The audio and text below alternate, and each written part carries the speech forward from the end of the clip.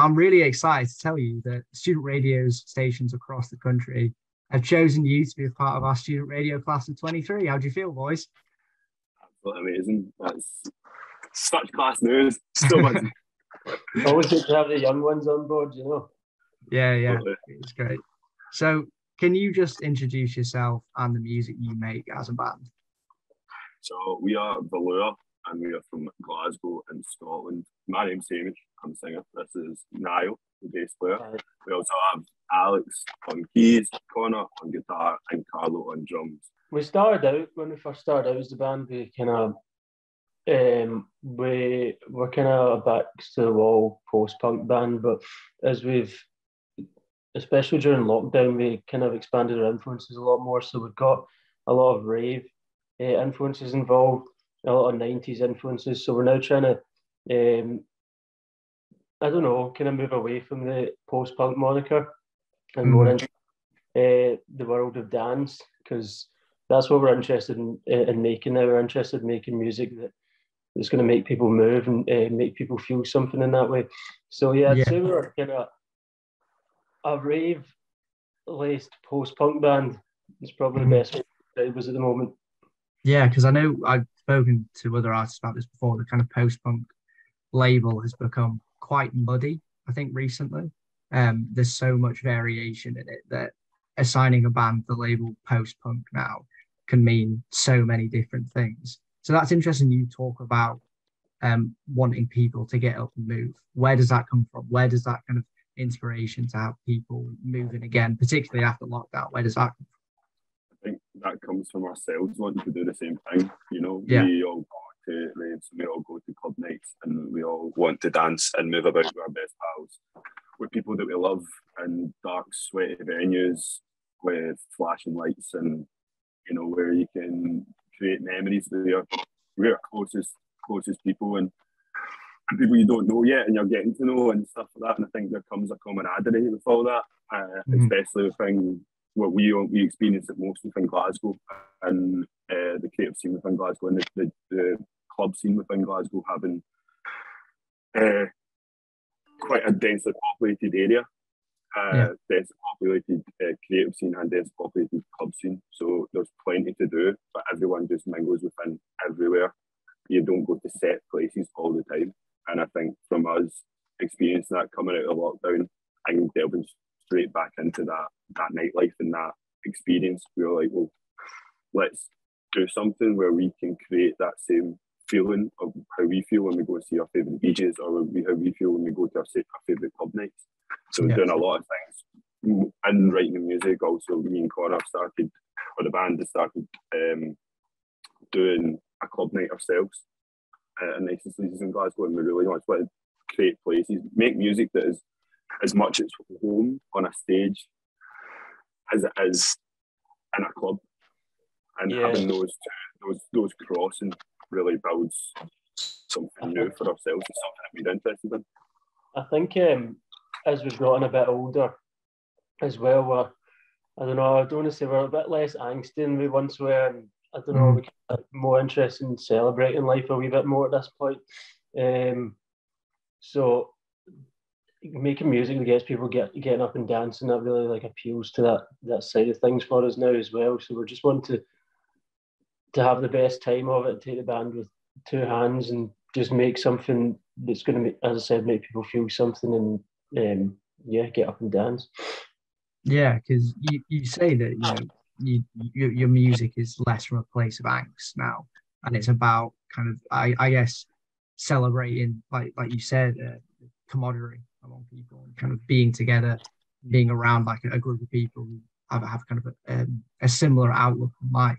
You said in interviews that during lockdown, your music turned towards a more existentialist place, like ambient tracks and instrumentals, and that performing live after the end of lockdown, of course, helped you bring that energy back. So how are your performances created and what makes them so life-affirming for you? I think our performances are just an extension of what we've been creating, an extension on stage. Our personalities and the characters we create on stage are an extension of ourselves. So basically our personalities, but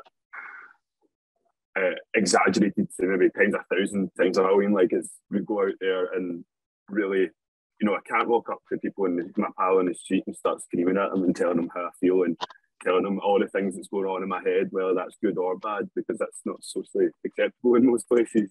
But when I go on stage, I have a microphone, I have a platform where I can go up there and scream about my problems, shout about my problems, or even talk about my problems, or talk about the things that make me happy. Any emotion, because bringing that emotional integrity in and being like, well, I'm going to talk about, I like to say, personal politics, the battle that goes on inside my own head, and a battle of kind of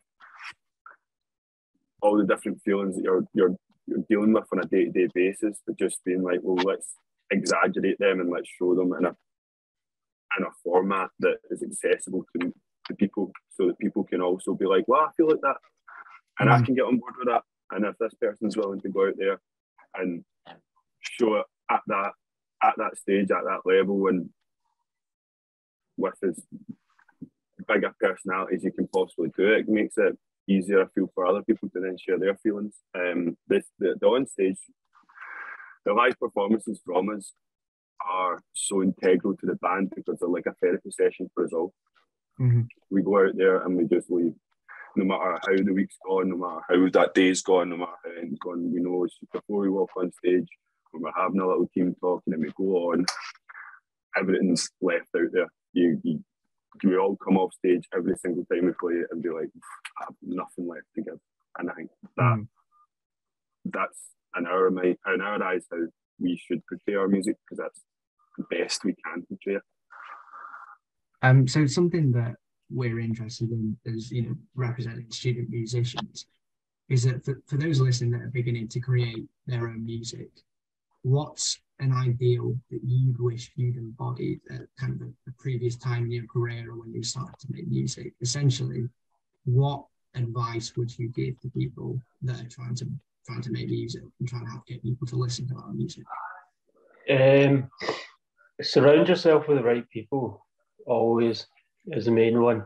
And always make sure you're enjoying yourself. Like, especially in the beginning, if you'll find out pretty quickly whether the vibe is right or wrong. But if you're surrounding yourself with the right people, that's what helped us so much. Then you'll find that things just come naturally. Most of the time, when that's the case, there doesn't need to even be that big a level of musical talent. Not saying there's some very musically talented people in our band, but things do just come naturally when you surround yourself with the right people. And just, again, persevere with it. Don't be afraid to have fun with it, and make sure that your own influences are getting across and you're being creative with it, and don't be self-conscious. Yeah, that I think that's the big one, is don't be self-conscious, because I think people get caught up in the idea of aesthetics and creating a certain image for themselves. So just quickly, what's the outlook of the band looking like in the next few months? What have you got coming up? I've got some big shows, so we're going over to Utrecht for Freaky Dancing Festival in a couple of weeks. Then we're doing Swoon Festival down in Cardiff.